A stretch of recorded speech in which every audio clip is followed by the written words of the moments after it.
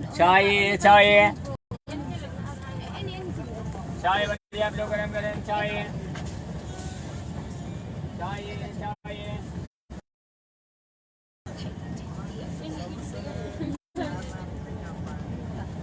गरम समोसे समोसे गरम समोसे समोसे गरम समोसे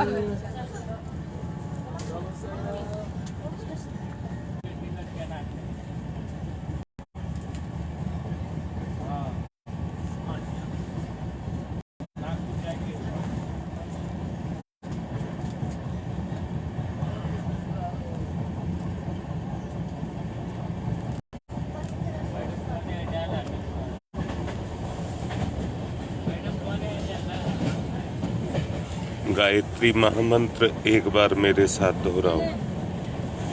ओम भूर्भुवः स्वः तत्सवितुर्वरेण्यं भर्गो देवस्य धीमहि धियो यो नः प्रचोदयात्।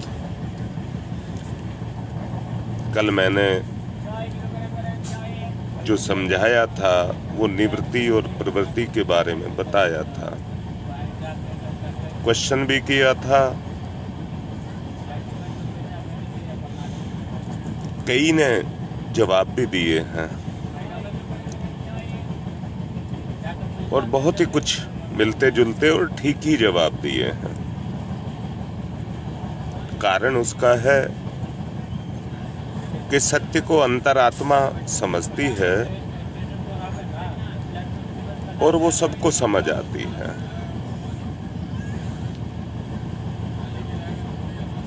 एक बात मैं कहना चाहूंगा, कल के जवाब में ही, संसार में अनेक तरह के कर्म होते हैं, परंतु उनमें से कुछ कर्म को संज्ञा दी जाती है पाप की, बुराई की, पुण्य की, परमार्थ की, भलाई की।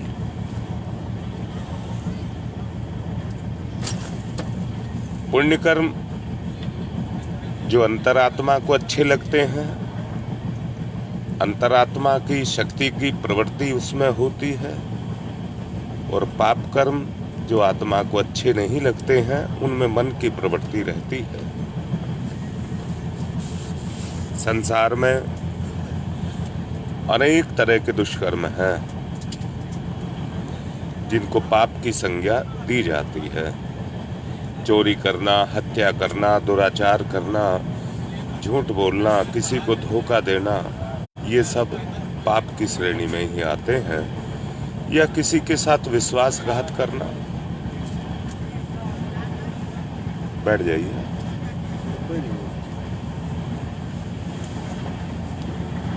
लेकिन एक पाप, बहुत बड़ा पाप है, वो है अपने आप को धोखा देना। व्यक्ति की प्रवृत्ति और निवृत्ति सब उसके मन के ऊपर निर्भर करती है। व्यक्ति जो भी काम करता है, जब पाप उसकी प्रवृत्ति में आकर के समा जाता है तो बुराई अपने आप प्रवृत्त हो जाती है और उसको मजबूर करती है। जैसे नशा करना,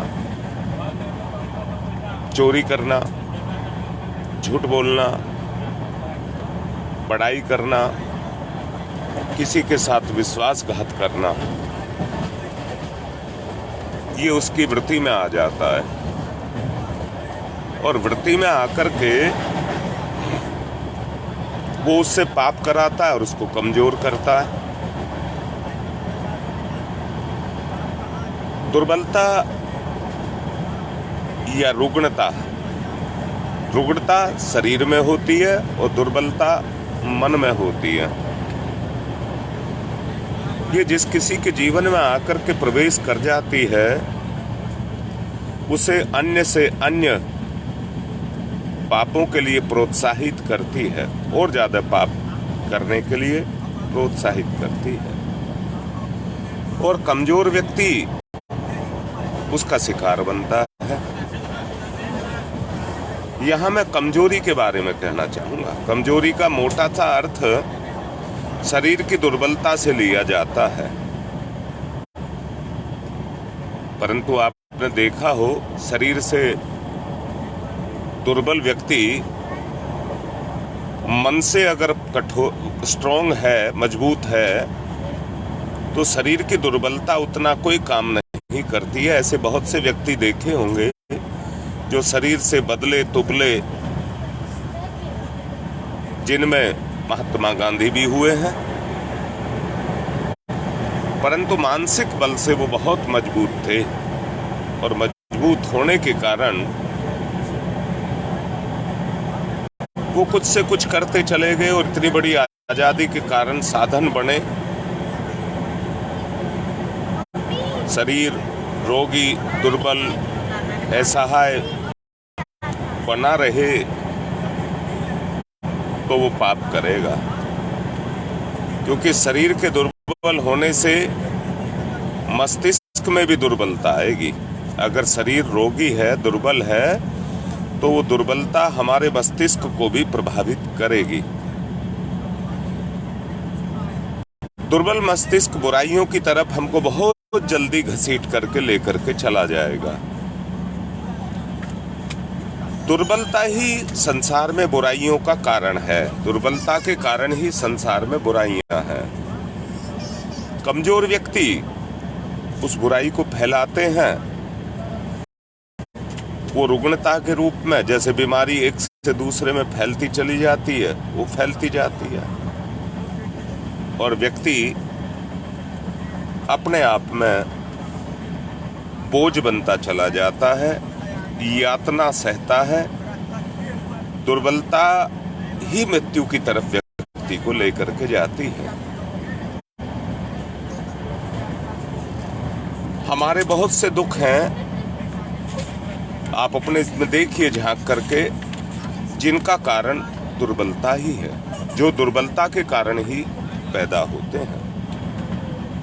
स्वामी विवेकानंद इस बारे में कहा करते थे, हमारे पास बहुत ताकतवर शस्त्र हो सकते हैं, हमारे बुजुर्गों ने बहुत अच्छे अच्छे कार्य किए हो सकते हैं, परंतु यदि हम नहीं करते तो हम उनकी पिछली जो ताकत है उसको खा रहे हैं और अपने आप को धीरे धीरे करके कमजोर करते हुए चले जा रहे हैं, या कहिए दुर्बलता हमको खा रही है। चाय ये सारी की सारी दुर्बलता मन की देन है। विचार करो और विचार क्या करिए, जिसमें शक्ति नहीं है उसमें साहस नहीं हो सकता। जिसमें शक्ति नहीं है उसमें साहस नहीं हो सकता। साहस नहीं है, वो अपने पड़ोसी पर होने वाले अत्याचारों के विरुद्ध कैसे आवाज उठा लेगा? वो तो अपने विरुद्ध भी नहीं उठा सकेगा। और दूसरा ये है कि दूसरा उसका कोई साथ भी नहीं दे पाएगा, नहीं, अकेला रह जाएगा। उल्टा दूसरे उस पर जुल्म करेंगे और वो अपनी आवाज को उठाएगा और उसकी कोई आवाज को सुनेगा नहीं। ये संसार ही संघर्ष के लिए बनाया हुआ है। मैंने कल भी समझा रहा था, ये एक ऐसा समर क्षेत्र है जिसमें हमें अपनी ही बुराइयों से लड़ना होता है। दुनिया में कमजोरों की कोई कमी नहीं है और प्रकृति उनको जीने का भी हक नहीं देती है। मैंने पिछले दिनों बताया था, निर्बल बलवानों के भोजन बनते हैं। निर्बलों पर बलवान अपने आधिपत्य को जमा करके रखते हैं। संसार कर्म भूमि है। शक्ति के आधार पर तो आप कुछ भी कर सकते हैं, पर दुर्बलता के आधार पर आप कुछ नहीं कर सकते। उल्टा दूसरों पर बोझ बन करके रहेंगे। स्वावलंबी पराधीन जीवन अपने आप में एक अभिशाप है। जो समाज दुर्बल होता है दूसरे उन पर अत्याचार करते हैं। हमारा देश गुलाम रहा, हमारी कमजोरी के कारण रहा। अगर मैंने कहा हमारा देश कमजोर रहा, वो हमारी ही कमजोरी थी जिसके कारण हम गुलाम बन गए। और उस गुलामी से बचने के लिए हम तो स्वतंत्रता की जरूरत पड़ी। कैसे कैसे वीर अपनी उसमें आहुति दे करके गए। उनकी उस वीरता की साहस के कारण आज हमको ये आजादी मिली। सच जानिए, ये तो देश स्तर की बात की जा रही है, अब व्यक्तिगत स्तर की बात को करेंगे। इस दुनिया में सबसे शक्तिशाली, सबसे महान मेरा भगवान है। उसके बाद अगर नंबर आता है तो मेरा नंबर आता है, क्योंकि मैं उसी का अंश हूं। जिसका मैं अंश हूं, जब वो इतना शक्तिशाली है तो मैं कमजोर कैसे हो सकता हूं? ये भी सोचने की बात है।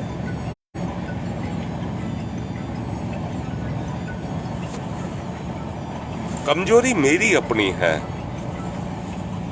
ईश्वर तो मेरे साथ निरंतर प्राणवायु के द्वारा, भोजन के द्वारा, साधनों के इंसान, परंतु मैं केवल अपने स्वार्थ, भोग, विलास इनके साथ जुड़ा हुआ हूं, ना कि ईश्वर के साथ जुड़ा हुआ हूं। अगर मुझे ईश्वर के साथ जुड़ना है तो शक्ति की उपासना मुझे करनी ही पड़ेगी। जबकि अंदर से शक्ति को छीन कर जाती है, उसी तरह से हम भी अपनी शक्ति को छीन करते हुए चले जा रहे हैं।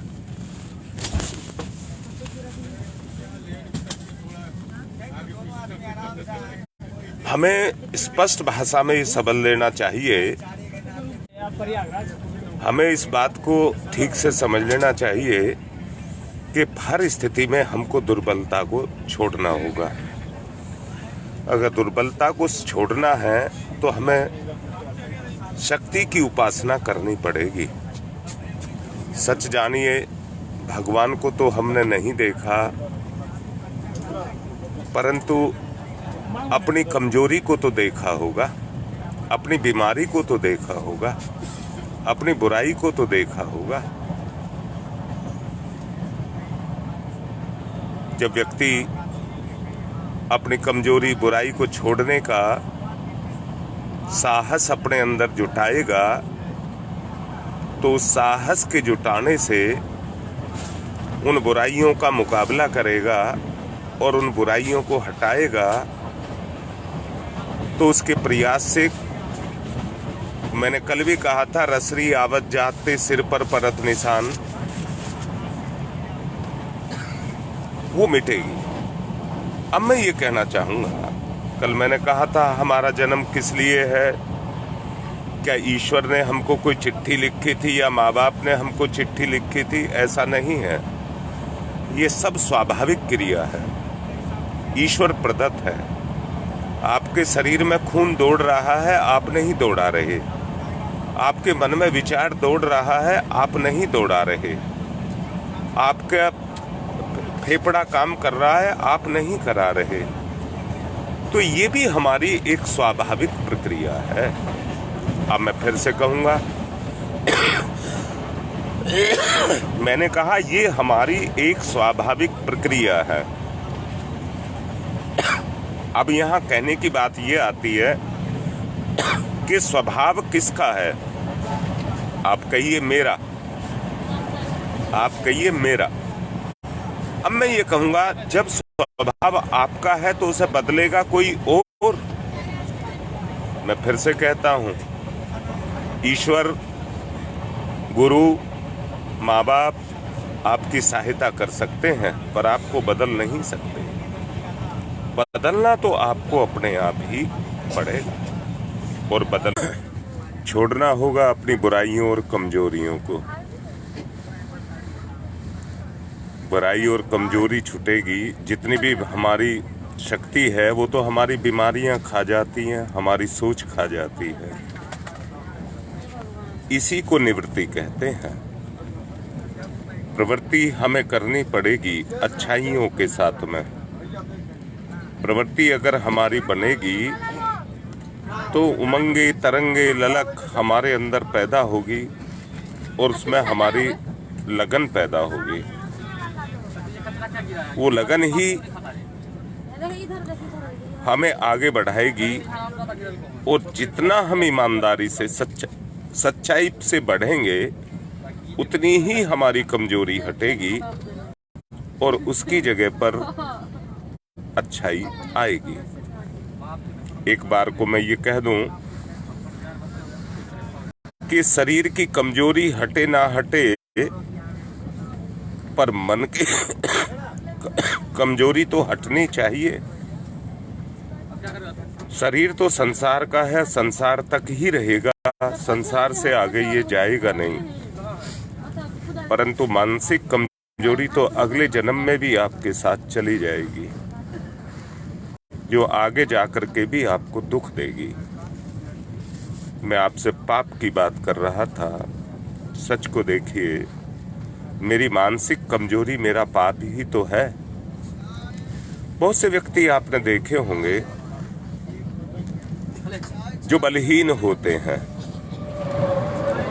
और बलहीन मानसिक रूप से कह रहा हूं, शरीर से वो खूब हट्टे खट्टे ताकतवर होते हैं। चाय चाय चाय। जो बलहीन होते हैं चाय पिए, चाय चाय। वो दूसरों की निंदा, आलोचना, कमी,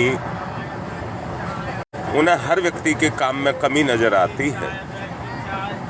वो उनकी कमजोरी है कि उन्हें किसी भी प्राणी में कोई अच्छाई नजर नहीं आती। यहाँ तक कि वो भगवान में भी कमियां निकाल लेते हैं। और वो ऐसे व्यक्ति दूसरों की कमियां बताने में ही अपना समय नष्ट करते रहते हैं। हमें बलवान बनना है, सब में अच्छाइयों को देखना है और उन अच्छाइयों को अपने में उनका उद्भव करना है, तो ही हमारा काम ठीक से चल पाएगा।